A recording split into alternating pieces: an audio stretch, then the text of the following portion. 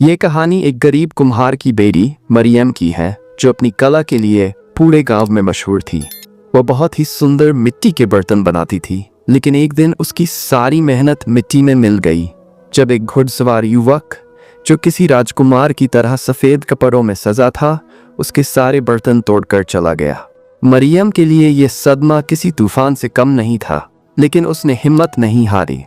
उसने उस युवक से अपने नुकसान की भरपाई के लिए उसकी अंगूठी मांग ली। पहले तो युवक हंसा, मगर जब उसने मरियम की आंखों में छलकते आंसू देखे तो उसने अपनी कीमती अंगूठी उसे दे दी।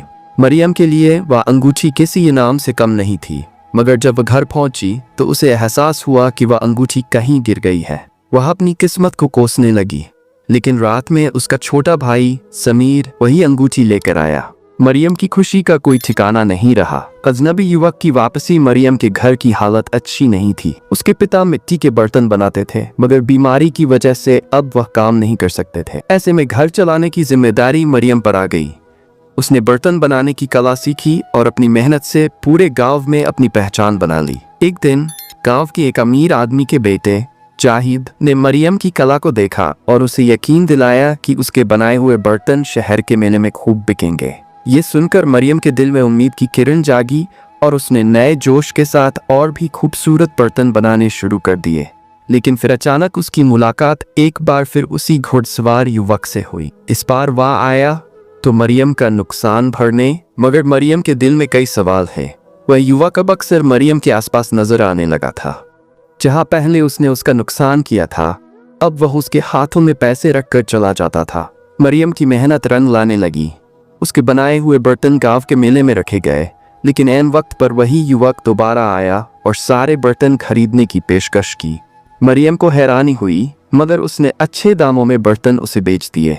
जब जाहिद भाई ने बर्तन दिखाने को कहा तो मरियम के होश उड़ गए, क्योंकि अब उसके पास कुछ नहीं बचा था। उसने वादा किया कि 3 दिनों में नए बर्तन बना देगी।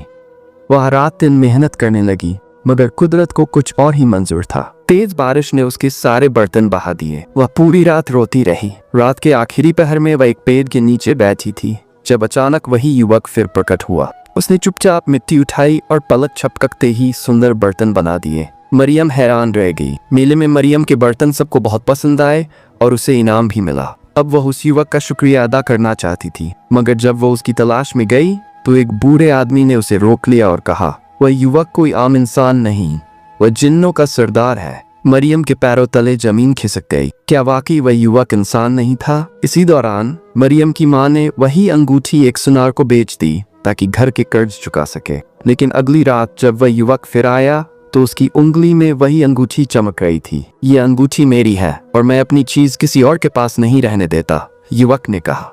मरियम डर गई। उसने सोचा कि अब वह इस युवक से कैसे छुटकारा पाए, मगर फिर उसकी जिंदगी में एक नया मोड़ आया। जाहिद भाई ने उसे पेंटिंग बनाने की सलाह दी और मरियम ने चित्र बनाना शुरू कर दिया। लेकिन अजीब बात यह थी कि जब भी वह रात को किसी चित्र को अधूरा छोड़कर सोती, सुबह वह चित्र खुद ब खुद पूरा हो चुका होता और उन चित्रों में अक्सर उसी युवक का चेहरा होता।